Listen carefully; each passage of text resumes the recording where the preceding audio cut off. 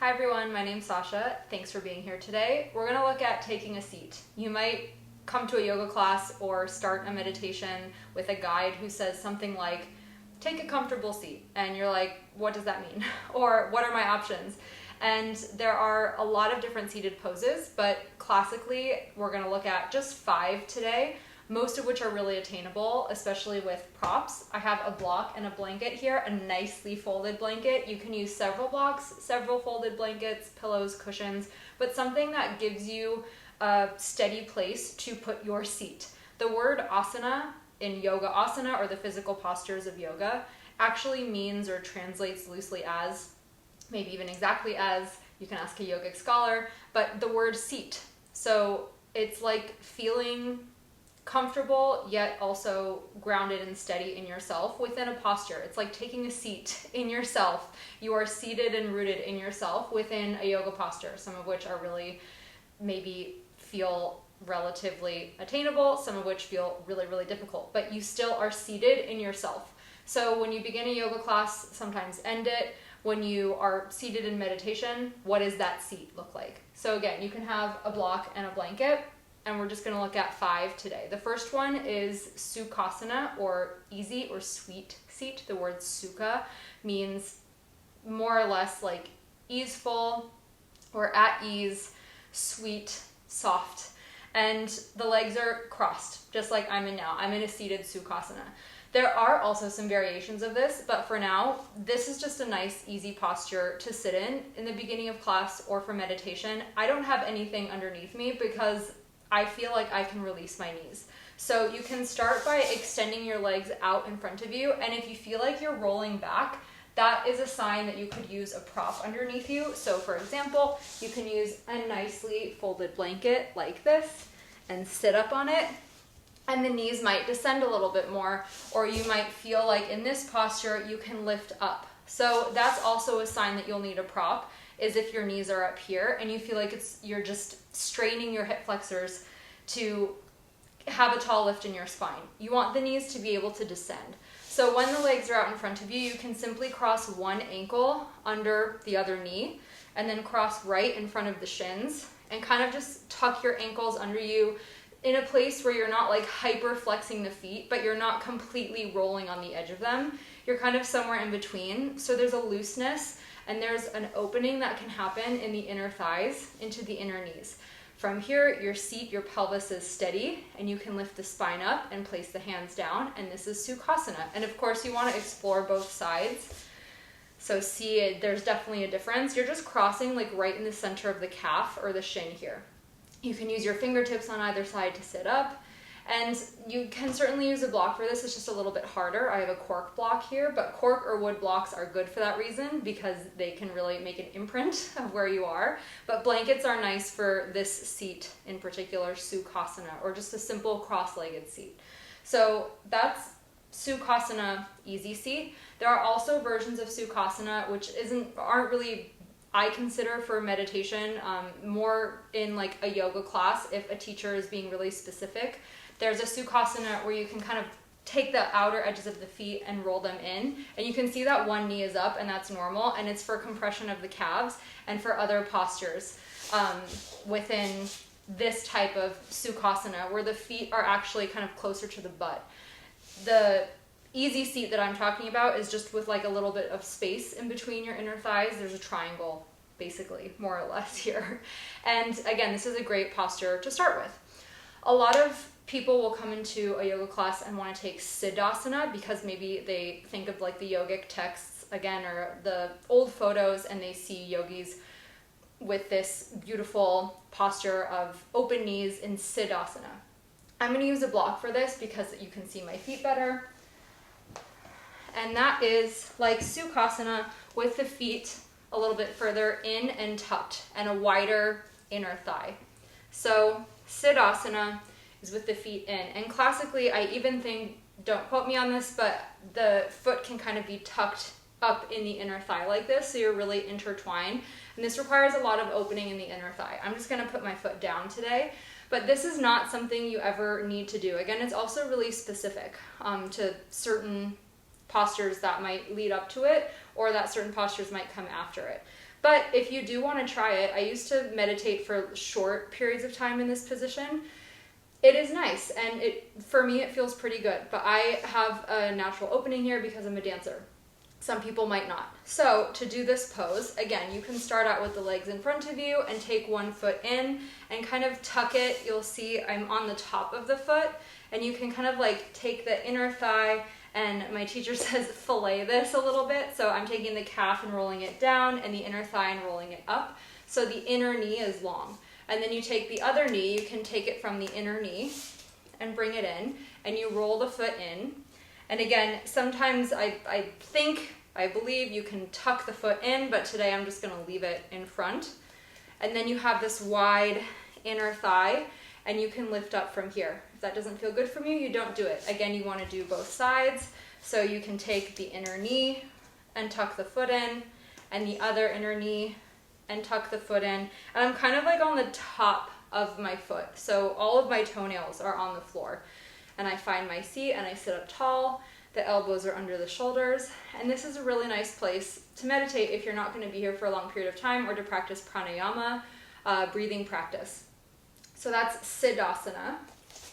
And finally, in these cross-legged poses, there's, of course, Padmasana, or full lotus pose. Again, you might have seen it in old yoga photos of the classic yogis in a deep meditation, because it's really like intertwining the body together, because you can't really get out of a lotus pose really easily unless you're incredibly flexible and you frequent this posture. For me, I'm still working on it, but in some classes you might learn it as a final posture. In some classes they might even start in this posture if you are open enough. If you have knee issues, you don't do it, and you do something else that we've already explored. Especially Sukhasana, I think, is really the base, the first posture that we did.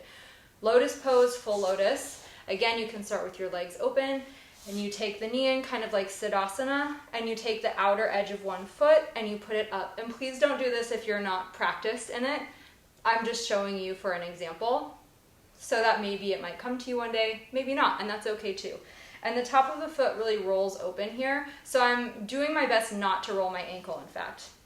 And then you do the same with the other leg, and you take the outer foot and you lift it up and you put it all the way in the crease of the hip. And yes, one knee is up for me here. This is gonna depend, but the inner knees are wide. It's kind of like a Siddhasana, Sukhasana combo. And you can sit up tall. Again, you can use the fingertips. You can also sit on a blanket for this. It might help to descend the knees and lift the belly up away from the legs. So that's important too, so that you're not like dropping the spine forward or backwards, but you're lifting it upwards. And to come out of it, sometimes you don't even really need, I can come out of it without, I can kind of wiggle my way out like a fish, but you can also take the outer edge of the foot, and I'm really stable here doing this work. And then you always take the other side. You can also take an Ardha Padmasana, so if this is something you are working with, this pose, you can also just take one leg up and put the other leg under in Sukhasana, or take it a little bit further under, and do it this way if you're working with it and you're working on descending this top leg and lifting up. And mine lifts a little bit, and that's okay for now. But if you're taking the full posture, it comes all the way up and in.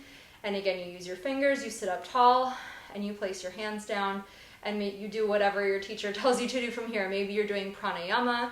When you come out of it, you come out slowly and extend the legs, especially to open the backs of the knees. So you always want to make sure you come in and come out of these poses in a way that feels organized for you.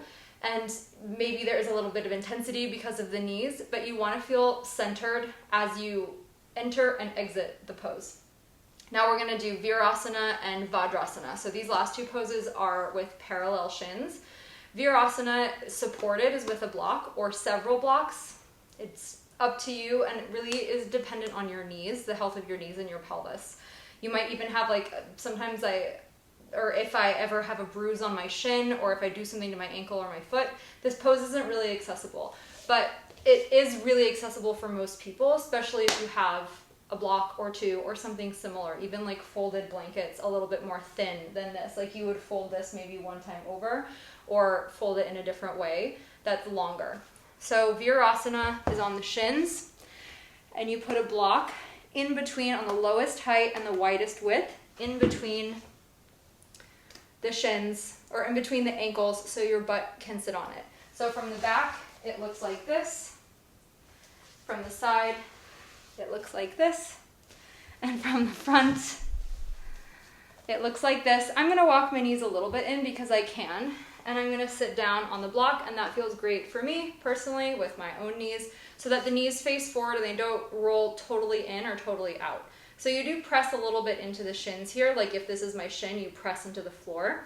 And again, you lift the belly up, so there's a steadiness going down, and there's a lifting up away from it. And you can place your hands here. You can do a lot here. You can like interlace the hands and lift the arms up. You can practice Gomukhasana here or Garudasana. There's a lot you can do just in this shape for as long as you're able to. If you want to practice, or if you're able to, or if it's a pose in a class without the block, you practice it in the exact same way. So the knees are more or less together, and I take my hands on the calves and move them out, like on the top of the calves and move them out, so I can sit my butt in between my ankles, and all of my toes point back, and my knees roll forward. My legs are a little bit apart. Your thighs don't have to touch completely, so you can see it from the front.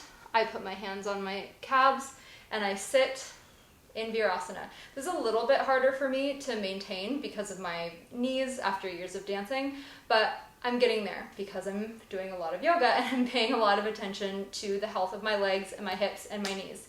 From the back, it looks like this. So again, my toes are slightly open so that when I sit down, my butt just comes right in between my heels. And you can do a lot from this pose, but it is a nice way to stay grounded if your pelvis can come all the way down, and it's a nice compression for the legs and the calves after something like standing poses. It can be a really nice way to settle the legs after activating them. And again, like I said, to do things like Parvatasana or Urdhva Badanguliasana, which is upward interlaced fingers pose, or the other arm options that I mentioned. Lastly, we have Vajrasana. And there's a lot, also different variations of this pose where like the feet are tucked under themselves, but sometimes the teacher will start class in Virasana, often on a block for the knees. Lastly is Vajrasana, and it's also a nice way to rest the legs. And it's just Virasana with everything kind of closed completely together as if you've had one leg. So the aim here is actually to get the heels all the way together. I'm still working on that, but your sits bones are kind of sitting directly on top of the heels. It's not the most comfortable when you first start, or it might be, who's to say, but it is incredibly grounding. If you're like upset or anxious, or there's something going on around you. I even sat this way. My teacher told me once that she sat this way on a plane when it was a little bumpy. And because we both have small enough legs to do this, you can literally sit like this or on the couch if something's distracting you and you need to, or you want to feel, desire to feel much more centered and fully grounded. If there's a lot of activity around you. Again, it's also a nice way to release the legs, like if you've gone on a long walk, a long bike ride. So your legs are all the way together, and you can even kind of push the heels together a little bit, and you're not pushing the torso forward or back. You're right in the center, and you're lifting up. From the back, it looks like this, and again, I kind of push my heels together, and I'm still working on that. So one day, the heels are gonna come all the way together, and I lift up. And my butt is literally right on top of each heel. If you really can't do this because of knees, you can also practice with a blanket. So you can put a blanket all the way in the back of the knees and sit like this. Ooh, that feels actually really good for the backs of my knees. There's a lot of different ways to use props like this also for even Virasana with the heels apart. If you need to like put a gently or a small rolled up towel or blanket in the backs of the knees, like really, really deep in the crease. Like you have to get on all fours to do it so that when you go back, it's really compressed and it makes a lot of space in the backs of the knees. It feels really good and really therapeutic if you're working with tight knees or after an injury. You can add also another like cushion under your butt here if you need to. If you don't have a big enough blanket, or you just have a small cushion, for example, you can just place it, or bolster. You can place it right on top of the heels, and that also feels really nice, just so you have a little bit of lift, and it makes space in the backs of the knees. So again, there's lots of variations, even within the variations I just mentioned. And to come back to Sukhasana is the easy seat. It's the most grounded, I think.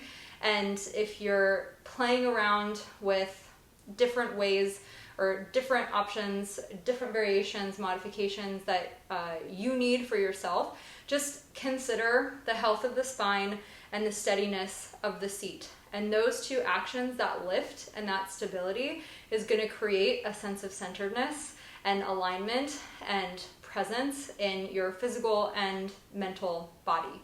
And if you have any questions, please let me know. But the last thing to really consider too is the health of your own knees and pelvis, and spine. I guess it's all interconnected.